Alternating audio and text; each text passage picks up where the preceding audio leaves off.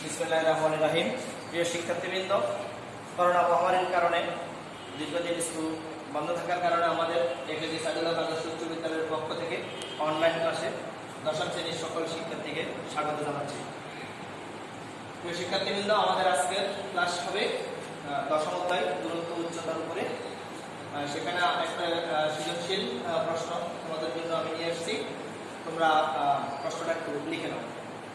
একটি টাওয়ারের পাদদেশ থেকে 60 মিটার দূরে ভূতলস্থ কোনো বিন্দুতে টাওয়ারের শীর্ষের উন্নতি কোণ 30 ডিগ্রি।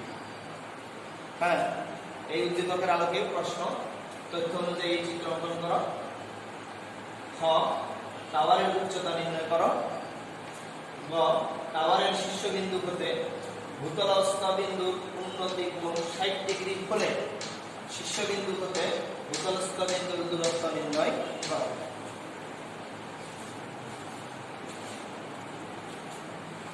নিশ্চয়ই এতক্ষণে তোমাদের প্রশ্নটা লেখা হয়েছে। এবার আমরা একটু দেখি দূরত্ব উচ্চতা। এখানে একটি টাওয়ারের কথা বলা আছে। টাওয়ার, খুঁটি, গাছ এগুলি যখন বলা থাকবে তখন সেটা ত্রিভুজের লম্ব হিসেবে বিবেচিত হবে, কারণ এগুলি সাধারণত সোজাই থাকে, বা ত্রিভুজের উল্লম্ব রেখা হিসেবে বিবেচিত হবে। এরপর বলছে পাদদেশ থেকে 60 মিটার দূরে ভূতলস্থ কোনো বিন্দু। ভূতলস্থ বিন্দু মানে ভূমির উপরে কোনো বিন্দু। চিত্রে যদি তোমরা দেখো, এই সি বিন্দুটা হবে ভূমির উপর বিন্দু, এবিটা হবে টাওয়ার। আর টাওয়ারের পাদদেশ মানে হলো টাওয়ারের গোড়া, যেটাকে আমরা বলি নিচের অংশ, সেখান থেকে এই দূরত্বটা দেওয়া আছে 60 মিটার। তাহলে এই প্রেক্ষিতে যদি আমরা চিত্র অঙ্কন করি তাহলে এই ধরনের। এরপরে দশম অধ্যায়ের প্রথমেই তোমাদের 30 ডিগ্রি কোণ, 60 ডিগ্রি কোণ এবং 45 ডিগ্রি কোণের জন্য চিত্র অঙ্কনের নিয়ম আছে। 30 ডিগ্রি কোণের জন্য লম্ব হবে ছোট, ভূমি থাকবে বড়। হ্যাঁ, তাহলে আমাদের এখানে 30 ডিগ্রি কোণ উন্নতি কোণ, তাই আমাদের ভূমিটা একটু বড়, লম্বটা ছোট। এই অনুপাতে তোমরা চিত্র অঙ্কন করতে হবে। অনেককে দেখা যায় লম্ব বড় হয়ে গেছে, ভূমি ছোট হয়ে গেছে, তখন 30 ডিগ্রি কোণের শর্ত কিন্তু ভুল হয়ে যাবে। তাহলে এই প্রেক্ষিতে আমরা যদি চিত্রটা দেখি কেমন হবে, উন্নতি কোণ 30, এসিবি কোণ, এখানে পাদদেশ থেকে দূরত্ব আছে 60 মিটার, আর টাওয়ার হবে এবি। এরপরে আমরা যদি খ নম্বর প্রশ্নে যাই, খ নম্বর প্রশ্নে বলা আছে টাওয়ারের উচ্চতা নির্ণয় করো। তাহলে আমি ধরে নেব, মনে করি টাওয়ারের উচ্চতা এবি সমান h মিটার।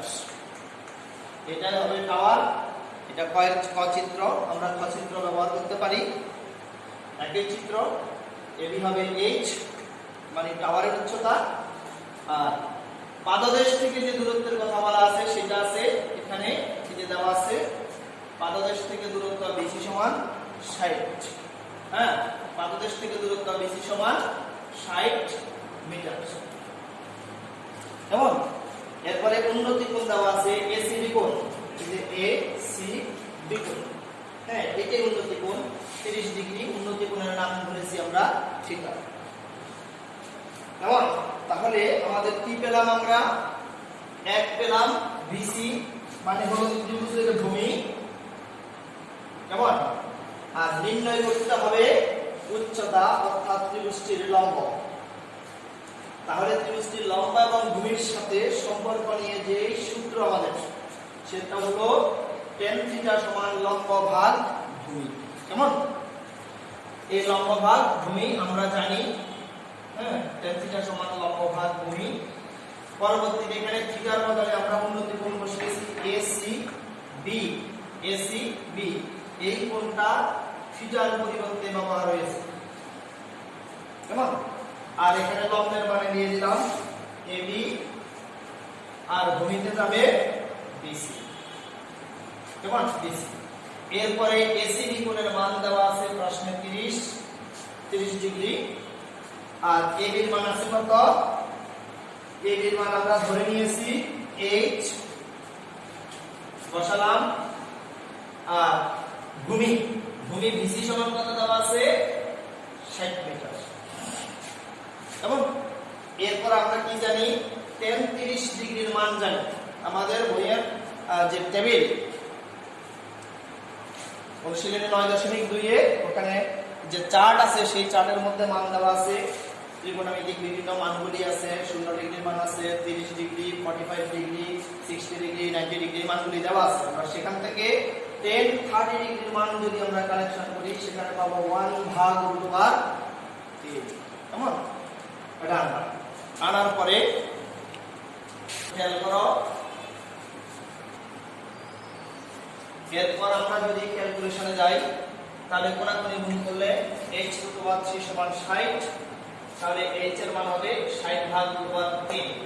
কিন্তু এখানে √3 একটি অমূলদ সংখ্যা, ঘরের √3 অমূলদ সংখ্যা থাকলে আমরা আরো একটা √3 দিয়ে গুণ করে উপর নিচে গুণ করে নিচেরটাকে মূলদ সংখ্যা পর্যন্ত করে দেব।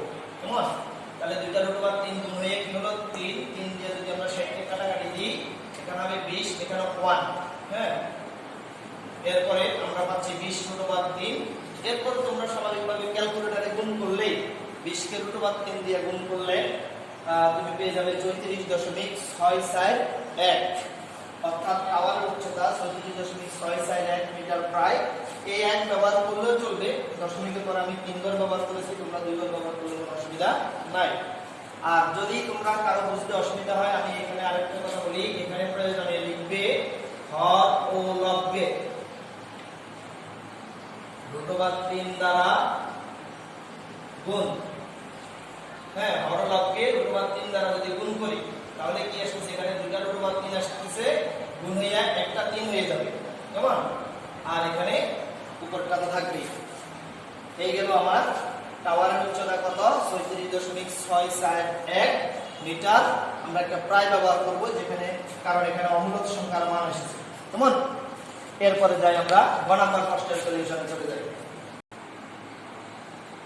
শিক্ষার্থীবৃন্দ, এখন আমরা গ নাম্বারের সমাধানে যাই। হ্যাঁ, গতে বলা আছে আমাদের কি, গতে বলা আছে যদি শীর্ষবিন্দুর উন্নতি কোণ যদি 60 ডিগ্রি হয়, উদ্দীপকে ছিল 30 আর গ নাম্বার প্রশ্নে আমাদের কন্ডিশনটা কি ছিল, 60 ডিগ্রি হয়। শীর্ষবিন্দুর উন্নতি কোণ যদি 60 ডিগ্রি হয় তাহলে শীর্ষবিন্দু থেকে ভূতলস্থ বিন্দুর দূরত্ব নির্ণয় করো। তাহলে আমরা আসি, ক্ষতে আমরা কি পেয়েছিলাম, ক্ষতে পেয়েছিলাম টাওয়ারের উচ্চতা এবি সমান, ওখানে পেয়েছিলাম 20√3। আমরা এটা নিব, দশমিকের অংশটা আনবো না। 20√3 কে তোমরা খেয়াল করো, আমরা যখন ক্যালকুলেটরে গুণ করেছিলাম তখন সেখানে 34.641 মিটার পেয়েছিলাম। আমরা এই অংশটা আনবো, টাওয়ারের উচ্চতা এবি সমান 20√3 মিটার। দেখো পাশে চিত্রে আছে, হ্যাঁ এটা গ এর চিত্র, গ এর জন্য দেখো, গ এর জন্য এই চিত্রটা ফলো করো। টাওয়ারের উচ্চতা 20√3 মিটার। আমাদের বলছে এই ভূতলস্থ বিন্দুর উন্নতি কোণ হবে 60 ডিগ্রি। আমরা যেহেতু ক্ষতে উন্নতি কোণের নাম থিটা দিয়েছিলাম, 30 ডিগ্রি ছিল, এখানে আমরা θ1 ব্যবহার করতে পারি। তাহলে আমরা এখানে θ1 60 ডিগ্রি আর ধরে নিলাম শীর্ষবিন্দু হতে ভূতলস্থ বিন্দুর দূরত্ব AC সমান x। এই দেখো, এটা হবে শীর্ষবিন্দু, এটা হবে ভূতলস্থ বিন্দু। এই দূরত্বটা আমাকে নির্ণয় করতে বলেছে, এই দূরত্বটা কত ধরেছি, x মিটার। তাহলে এখন আমরা চিত্রে দেখি, আমাদের সূত্রগুলো চিত্র থেকে বের হবে। আমাদের দেওয়া আছে কি, দেওয়া আছে টাওয়ারের উচ্চতা মানে লম্ব, কেমন, আর ভূতলস্থ বিন্দুর উন্নতি কোণ দেওয়া আছে, এটি দেওয়া আছে। আর শীর্ষবিন্দুর দূরত্ব বের করব, শীর্ষবিন্দু থেকে ভূতলস্থ বিন্দুর দূরত্ব বের করব, আমাদের কি হবে, অতিভুজ। তাহলে আজকে সূত্রটা, এখন সূত্রটা হবে লম্ব এবং অতিভুজ। তাহলে লম্ব এবং অতিভুজ নিয়ে সূত্রটা হলো আমাদের কি, sin থিটা। দেখো তাহলে আমরা জানি sin থিটা সমান লম্ব ভাগ অতিভুজ। তো এখানে আমরা থিটার সাথে 1 ব্যবহার করব, যেহেতু আমরা ধরতেই 1 ব্যবহার করেছি।